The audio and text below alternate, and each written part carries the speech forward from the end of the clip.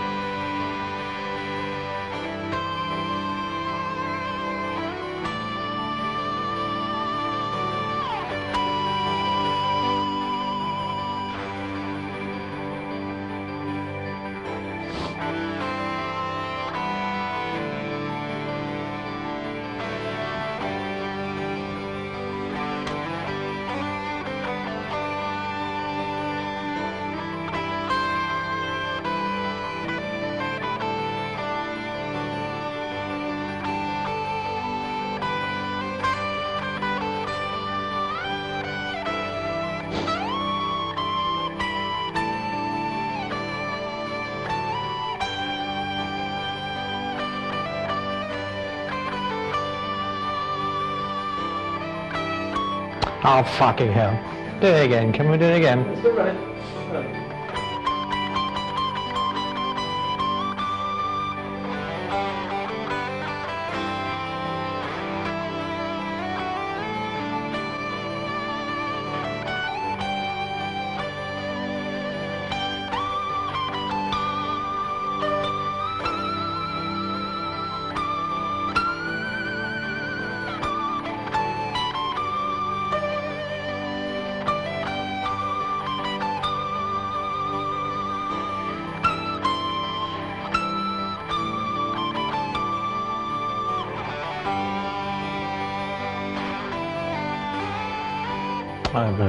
That'll do.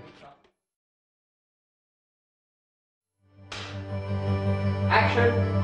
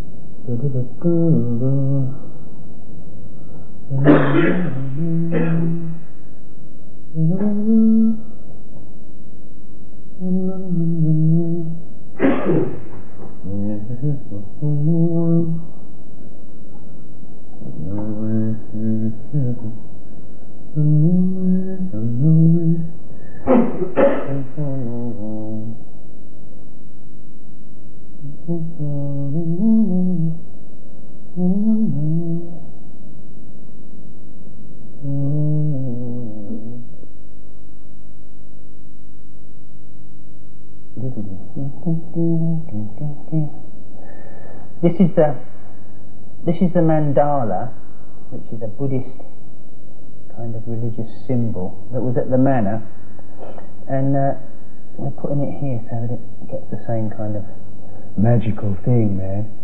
And the trouble was that the only thing I could copy it from, because I lost the picture that I used when I made the manor one, was the manor brochure, and there's only one in existence, and the photograph doesn't actually show the whole mandala, so there's two symbols missing, there's two mantras or syllables, these things here, and so there's meant to be 4 syllables and the one in the middle, and it's a Sanskrit, ancient Sanskrit mantra that means the path to creative something or another, vision.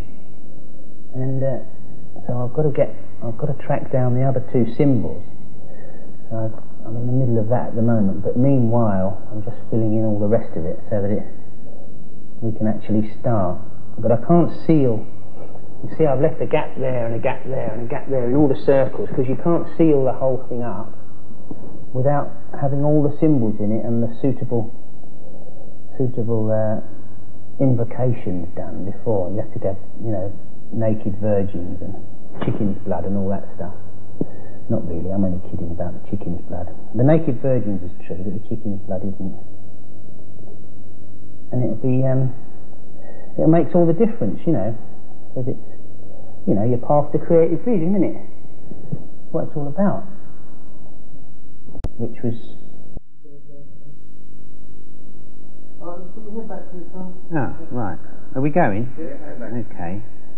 Well, we have to have acoustically one end, because it's a big volume in there once this floor's out, so we need a live end and a dead end. So we'll probably, if this end with all these curtains in would end up being carpeted and lots of soft surfaces all around the wall to make this end really acoustically dead, then there's these things here which we had some at the manor. They're called Helmholtz resonators, and they absorb sound at certain frequencies. At the manor we needed quite a few, but I've got a feeling because the volume of Mike's place isn't quite as much, we'll probably not need as many, but we'll probably need some.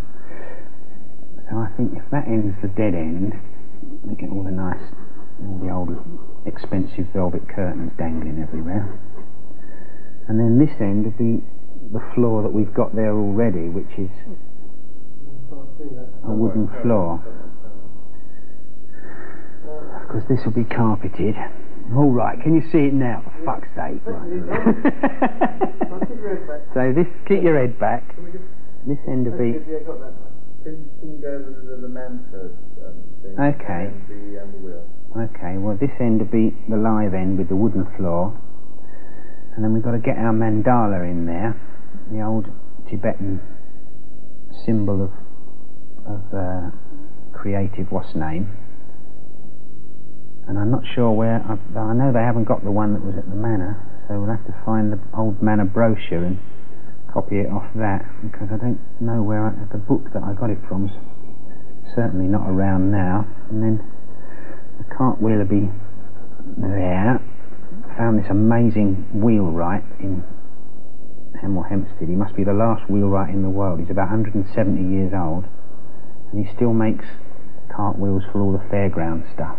And there's no apprenticeships, apprenticeships. So he's the last one. Once he's gone, there won't be any more wheelwrights. So he's making this beautiful wheel for us. At least it's an old wheel, but he's refurbishing, putting a new tyre on, and we'll hang that up there.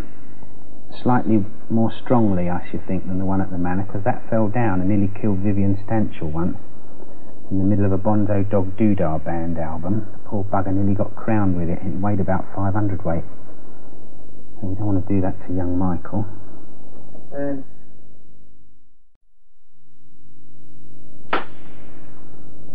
Action. Mike, there's been a really good reaction on the idea of the book from Cedric and Jackson. Yeah, Okay. Straight away, on the basis What did they say? on the basis of a half-page synopsis, which I think you saw. Yes, provided it all ties in with, you know, with the album, the concert, whatever. So, you know, really excited about it. Right. How long do you think it'll take to write it? Well, this depends on you. This depends on, you know, your availability. This is the only thing that's worrying me is, I mean, you haven't actually started recording the album yet. No, I'm still writing it. But once you get into the studio... Well, I can always, you know, we could spend a couple of hours a week, person to person or on telephone, you know, maybe. You can what sort of hours are you going to work? Usually 10 in the morning till 6 or 7 every day. Aren't you pretty tired at the end of that? No, I thrive on it. Oh, well, still, I mean, maybe you could do some evenings. Sure, we could. Yeah. Now, how do you see it? I mean, how do you conceive of where it goes? I think it's important for the reasons why I've got this musical creative energy, and they go back to childhood, as most things do. And I think there should be quite a lot in it about my upbringing, my family, and schools, and how I related to people, or didn't relate to people, and more like. What, you didn't relate to people? No. So you heard noises in your head, did you? Well, music became a better language to me than speech. I hardly used to say anything. In fact, I was reading some old interviews, and one that said that my voice was barely above a whisper. I just didn't like talking. I would go out with a group of friends, and instead of talking to them, I'd get out my guitar and I'd play. It was my way of communicating. Why do you think you didn't relate to people when you were a child? Various reasons, which we should go into in detail.